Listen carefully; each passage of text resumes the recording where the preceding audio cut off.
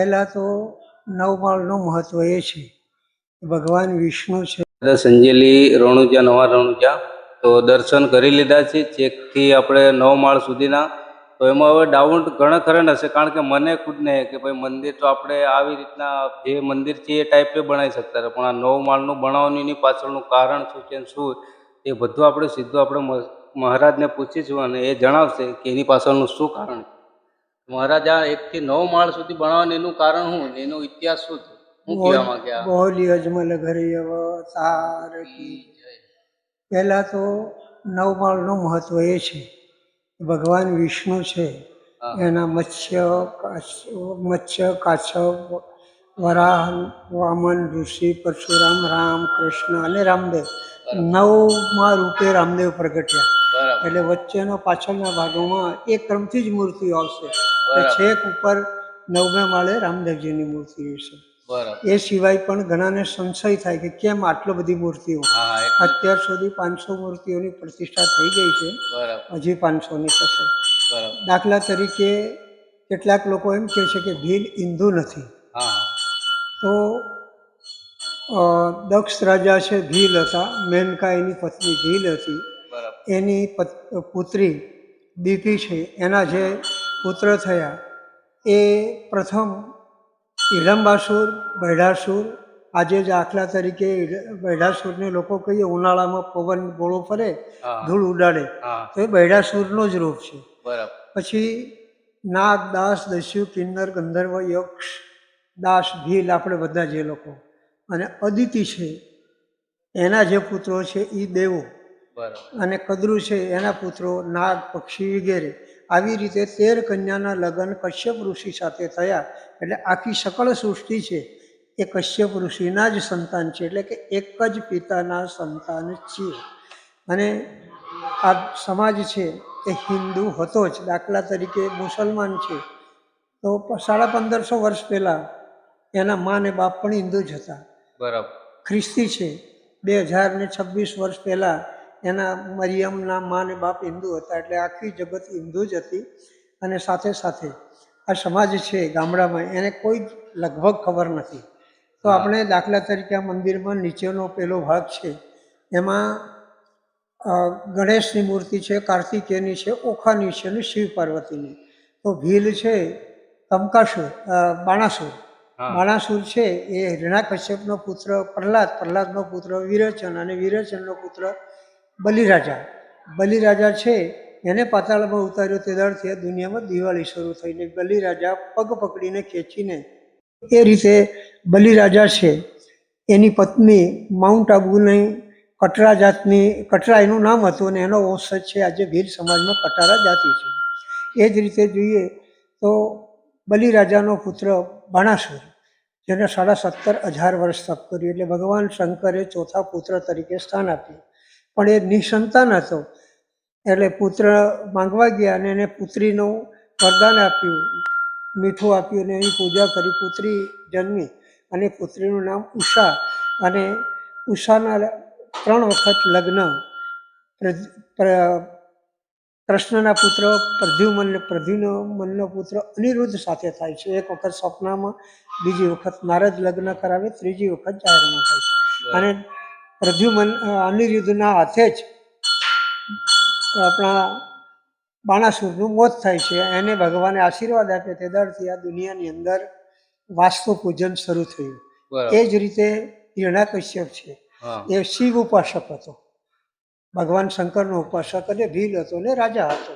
તો આ રીતે બાણાસુર પણ શિવ ઉપાસક હતો. એટલે આ સમાજ 1,96,41,125 વર્ષ પહેલાંથી દેવી દેવતા સગા સંબંધી હતા અને માનતા આવ્યા છે. આજે કેટલાક વિચિત્ર લોકો છે એ કહે છે ખ્રિસ્તી લોકોની મિશનરી સાથે જોડાયેલા, અથવા ખ્રિસ્તી અથવા નાસ્તિક, કે ભીલ હિન્દુ નથી. તો આ પ્રમાણ છે, આ મંદિરમાં એક મૂર્તિમાં આપણે પ્રમાણ આપેલું છે. આ જ રીતે એક પ્રસંગ છે. દાખલા તરીકે ઉપર વૃંદાનો વાત આવશે તો વૃંદા છે મથુરાના રાજાની દીકરી હતી, અને એણીએ જલંધર સાથે લગ્ન કર્યા, અને જલંધર લડવા જતો દેવો એને હરાવી નહોતા શકતા. બધા દેવો ભેગા થઈને વિષ્ણુ પાસે ગયા અને વિષ્ણુએ જલંધરનું રૂપ લીધું અને એને મૃત બતાવ્યું. પછીથી વૃંદા છે એ શ્રાપ દેશે કે તમે સાચા કોણ છો બતાવો, તો એને વિષ્ણુ વિરાટ રૂપ બતાવ્યું. તો તે દાડથી પથ્થર થઈ જાવ એવો શ્રાપ આપ્યો. તે દાડથી આ દુનિયામાં શાલિગ્રામ, કે જે આજે ભગવાન વિષ્ણુનું નામ શાલિગ્રામનું એક લિંક કરીને પાણીથી આપણે પૂજા કરીએ છીએ. અને એ જ વૃંદા છે એ સામેના ડુંગર ઉપર ચડી અને એના વાળમાંથી ગંગાજળ પ્રગટ્યું ને નદી વહી, એને કાવેરી નદી કહીએ છીએ. અને એમાં ગમળ પડ્યું મોટું અને એમાં એક છોડ તૈયાર થયો, એનું નામ તુલસી. તો તુલસી જગતમાં ક્યાંથી આવી? આવા એક પ્રકારના પ્રમાણ આ મંદિરની અંદર બધા એક પ્રમાણ બધા આપવાના છે. દાખલા તરીકે હિલ કે છે કે ડાકણી જુગણી, હા, તો બે કન્યાઓ છે, અપ્સરા હતી સ્વર્ગલોકમાં, અને એને શ્રાપ દીધો ઋષિએ.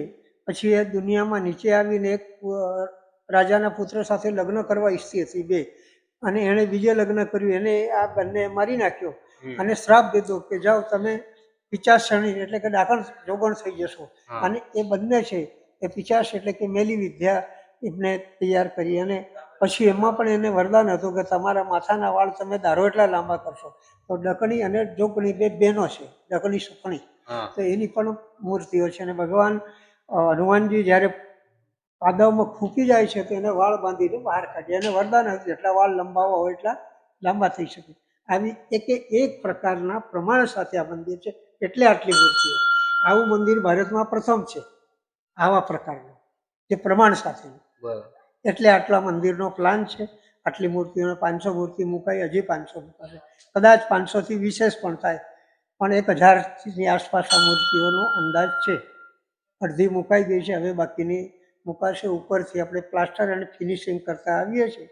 અને આ મંદિરની એક વિશેષતા એ છે કે આ મંદિરમાં એક જ કારીગરને હું જાતે ચણતર જાતે, સેન્ટિંગ જાતે, પ્લાસ્ટર એકલું હું કરતો નથી કે કર્યું નથી. એટલે આ રીતે બનેલું, એટલે કોઈ દાન ડોનેશન નથી, પણ પરિશ્રમ. મારા શરીરનો એક બૂંદ આમાં ગુરુકુળ અને આશ્રમ બધામાં 500 છોકરા છોકરીઓ ગુરુકુળમાં બનાવું છું. એ આશ્રમો પણ પોતે બનાવેલા, એના દરવાજા બારી વગેરે પણ ઝાડ મેં પોતે સાગ ઉછેર્યા. લોખંડ છે હું કટિંગ કરી આપું, વેલ્ડર વેલ્ડિંગ કરે એ રીતે સ્વશ્રય આ બધું બનેલું છે, પરસેવો રેડેલું. અને સાથે સાથે મારું એક ચિકિત્સાલય પણ છે, જેમાં લકવા, વા, કેન્સર વગેરેની દવા સારવાર થાય છે વર્ષોથી.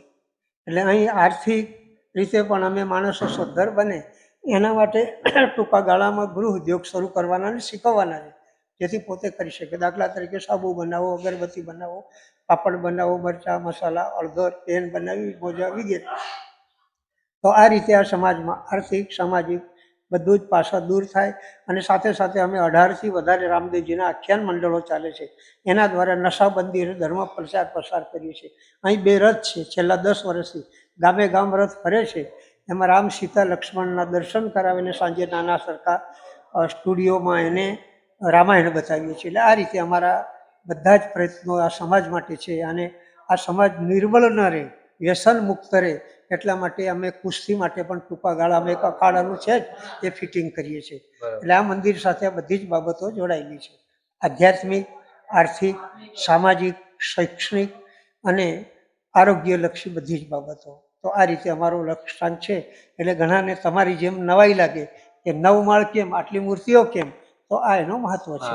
એટલે મને સવાલ થયો એટલે મેં કીધું કે આ પબ્લિકને વહી જાઓ, કારણ કે જે આજુબાજુ તમારે તો એમને ખબર છે કે આ કઈ રીતના કે શું છે. આ કોઈક નવું હોય તો ચલો મિત્રો, તો આપણે જે માહિતી માંગતા હતા, કદાચ ડાઉટ મને હતો એવી રીતના તમને કોઈકને હશે તો આપણને મહારાજે સોલ્વ કરી દીધી આ વિડીયોની અંદર, કે તમે જોઈને પણ બી આખું ઇતિહાસ જાણી શકો અને જોઈ શકો. અને આ બધી જે અત્યારે મહારાજે વાત કરી એ બધી હજુ અત્યારે કામકાજ ચાલુ જ છે.